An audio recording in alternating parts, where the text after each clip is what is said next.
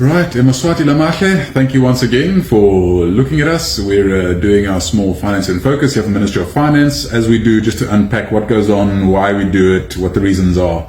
And this week we're going to be talking about just the anti-money laundering, why we're doing what we're doing, and explain that slightly. Because this last week we actually had people come in from 𝐅𝐈𝐍𝐀𝐍𝐂𝐄 to come and do workshops with the members of parliament for 2 days, and then workshops with senators for 2 days. And we might have seen a bit of that in the media. It was a really great thing that happens. But you wonder to yourself, why does one spend so much time and effort and always talk about this anti-money laundering and financing of terrorism?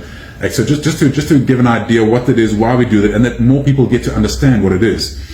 So first of all, just to understand the financing of terrorism. So around the world, there's constantly terror groups doing all sorts of things. I mean, as we see even sometimes in countries around us. In northern Mozambique, for instance, recently, there's terror taking place there. And terror is described as when there's a group of people that cannot get their objective through the legitimate channels of going through parliament or going through the legitimate systems, and they're trying to push their agenda. They then use terror. They use killing people, abusing people. They use terror to be able to try and get their voice heard, try and get their message across, try and get their will in a country or in a jurisdiction. And so the way that we are trying to look at this as the world, we are saying we're not going to stop this is very, very difficult. But what we can control is because they all need a lot of finance to be able to do this. They need to buy guns, they need to be able to look after themselves, they need to be able to, because they're not normally earning money, so they'll be doing something to be able to fund this.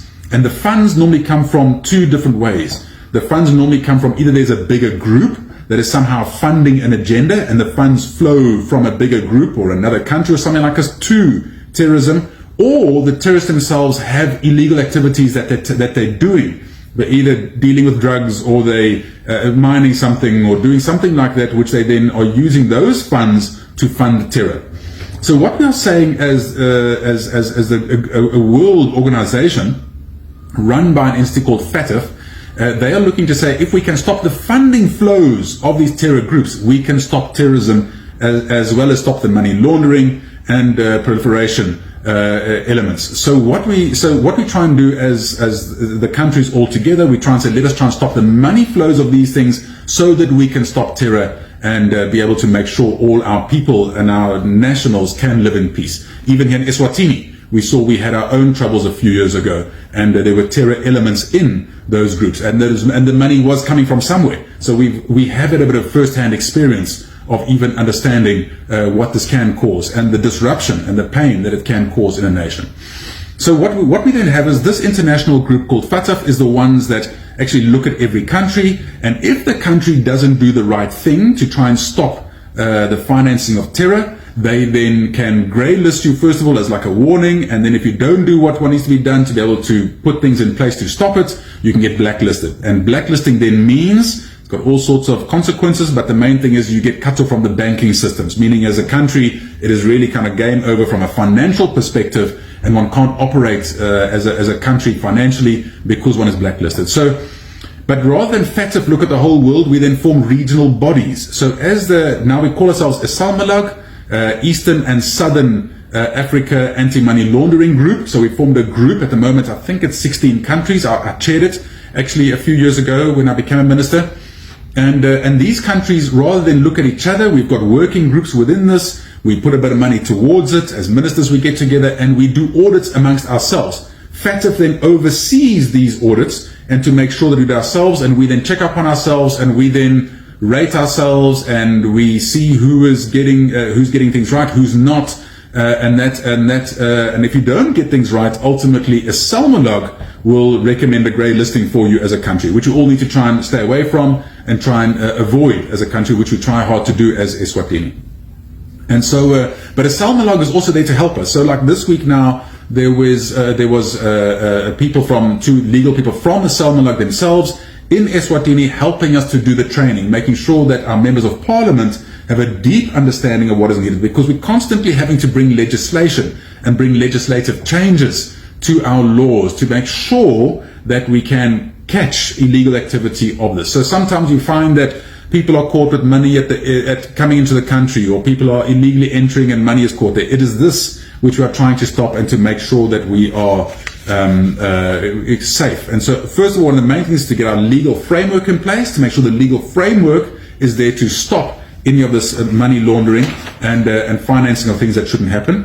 And that constantly happens. Even last year, we passed a new legislation, or rather an amended legislation, to make sure because it's constantly changing. You find that as you put your laws in place, people find cleverer and smarter ways to launder money. And so you need to constantly make changes to close all of the loopholes that can possibly use to be able to launder money in countries.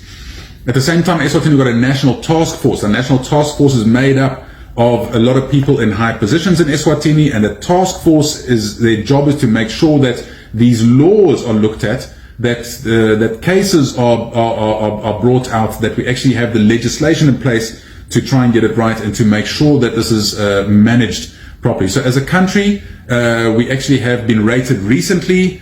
We did not do too well on the rating, but it was very clear luckily we weren't yet on the grey listing track yet. But we managed to then look at all the elements that we didn't do well in, and we've asked for a re-rating. So as we sit now, we've asked for a re-rating. We've had the approval for a re-rating. It's looking quite positive. We'll have another meeting soon coming up where ministers all get back to 𝐷𝐷𝐷𝐷 and we look at the different results from the countries. Eswatini has done okay in this space, and as long as we can try and keep up with this and actually have real cases also, so that we do have issues that we need to deal with those. And so sometimes, even just for the man on the street, if you have people saying, for instance, that you have to pay cash, or that you don't get receipts for things, or that people exchanging US dollars not through the banks, these are all elements that should be looked at. So if Mswati can see any activities taking place along those lines, please help us to report those, because as a country